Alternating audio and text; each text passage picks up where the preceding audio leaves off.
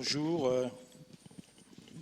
Il y a maintenant 20 ans, j'étais enseignant ici en ressources humaines.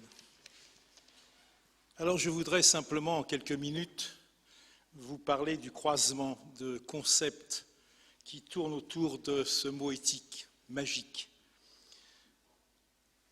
4 notions vont se croiser, c'est-à-dire la gestion des ressources humaines, mais la gestion éthique des ressources humaines.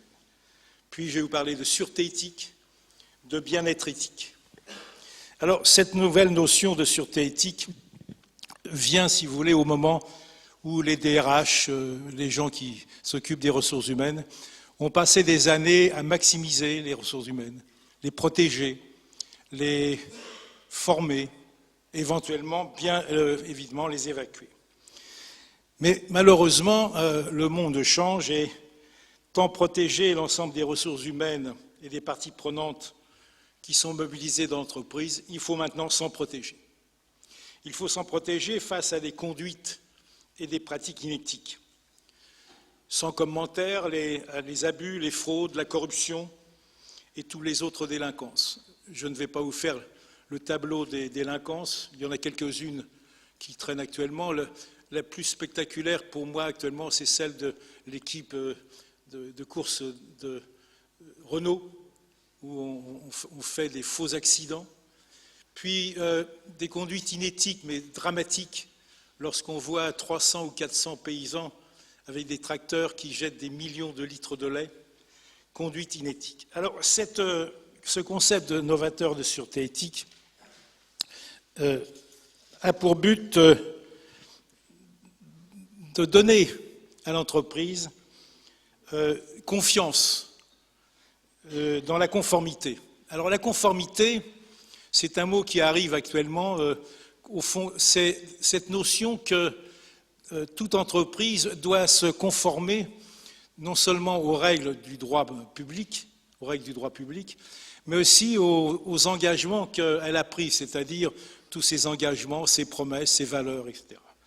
Mais elle ne peut donner l'entreprise, si elle gère bien son capital éthique, qu'une assurance raisonnable. Car en réalité, l'éthique, j'en parlais avec Hervé Lenné tout à l'heure, ne serait-ce tout simplement que de répondre à des problèmes, des dilemmes éthiques, dont Hegel, bien entendu, en est bien dans le porte-parole. Qualité, l'intégrité des valeurs, c'est-à-dire que l'entreprise doit assurer à ses parties prenantes aussi bien ses actionnaires que la société civile ou ses employés. Alors c'est quoi le capital éthique? Pour moi, c'est, si vous voulez, l'intégrité des valeurs. C'est aussi l'intégrité des objectifs. Mais c'est ici l'image et la réputation d'une organisation. Donc cette sûreté éthique, comme vous le voyez, c'est une nouvelle notion qu'il faut absolument mettre en place dans l'entreprise. Alors le grand problème que l'on voit, c'est que les DRH, ils ont à leur disposition des ressources humaines. Jusqu'à maintenant, ils s'occupaient de ce qu'on appelait du bon côté, mais la fraude. Alors vous savez comme moi qu'en France, une entreprise sur 2, paraît-il, est un peu concernée par de la corruption, par de la contrefaçon. Le produit national brut français serait, nos amis de Transparency vous diraient à peu près que la France doit perdre entre 5 et 10% de son produit national brut par la fraude, la corruption. Donc nous avons une ressource extraordinaire à exploiter, c'est-à-dire tout ce côté de corruption, d'abus, d'indécence, de connivence. Je ne sais pas si vous avez lu le rapport Attali qui dit que nous sommes une société de connivence. Alors, cette sûreté éthique, elle s'obtient par la prévention, la minimisation de ce fameux hasard moral, qui, évidemment, le hasard moral, vous le connaissez, c'est quelque chose qu'on met toujours en avant, on ne s'y attendait pas, c'est des événements qui nous surprennent, c'est aussi la croyance dans nos capacités. Confiance, donc, dans la conformité, c'est évidemment la sûreté éthique. Alors, comment peut-on marquer cette sûreté éthique? Bien, le hasard moral, évidemment, c'est cette situation de risque dans une relation entre deux agents. Alors vous voyez, ces probabilités de prise de risque essentielles. Au fond, c'est, pour jouer les savants, c'est tout ce qu'on appelle la syndinique, c'est-à-dire la science des risques et des menaces. Alors, les marqueurs de la sûreté éthique, s'il te plaît, voilà. C'est l'observance. Alors j'ai mis le mot observance un peu comme, si vous voulez, du temps de nos moines, la stricte observance de la conformité aux règles de l'ordre public et à l'engagement aux principes de l'ordre privé. Je pense que dans le monde actuel, et surtout chez nos amis anglo-saxons, répondre à la promesse, répondre à ces engagements, c'est évidemment toute la contrepartie de la confiance et la sûreté éthique. Et puis vous voyez apparaître dans mon schéma la qualité du contrôle interne. En réalité, on voit apparaître, si vous voulez, les dispositifs de contrôle interne, car il n'y a pas de gestion de ressources humaines et il n'y aura pas de gestion de sûreté éthique sans évidemment un dispositif de contrôle interne. Prise de conscience aussi de chacun face à la morale.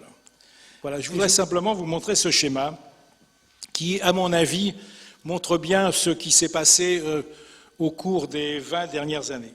Nous avions avant, quand on enseignait ici au CNAM il y a 20 ans, il y avait le gouvernement de l'État, ce qu'on appelle évidemment le côté politique, le management de l'entreprise, toutes nos écoles de gestion étaient des managements d'entreprise, et la gestion des ressources humaines. Et on voit que ce modèle, après les exposés de notre ami Fatou, on voit qu'il y a au-dessus de tout la gouvernance des États, où ils se réunissent actuellement au G20 pour essayer de mettre en place une gouvernance, c'est-à-dire basée sur ce problème de sûreté éthique. Et puis on voit deuxièmement apparaître à la place du management la responsabilité sociale des entreprises. Alors comme vous verrez, Hervé Lenné nous dira tout à l'heure, est-ce que l'entreprise est vraiment destinée à être la responsable sociétale du monde? Et à mon avis, nous avions un troisième volet que vous voyez apparaître, c'est la sûreté éthique des ressources humaines qui vient compléter la gestion éthique des ressources humaines.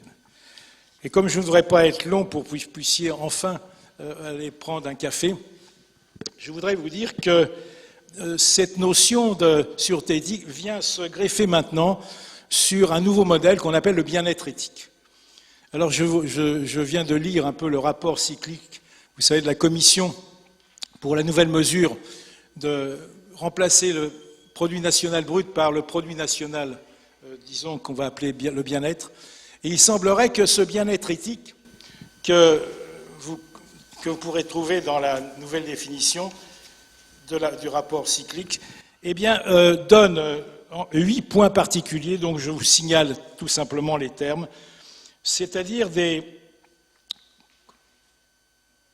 marqueurs qui font qu'une société ne sera évaluée non pas par sa production brute de ces matériels, mais par des conditions de vie, les revenus, la consommation, la richesse des individus, la santé, l'éducation, les activités personnelles dans le travail, la participation à la vie politique et à la gouvernance, les liens et les rapports sociaux, l'environnement, et puis enfin l'insécurité économique et physique.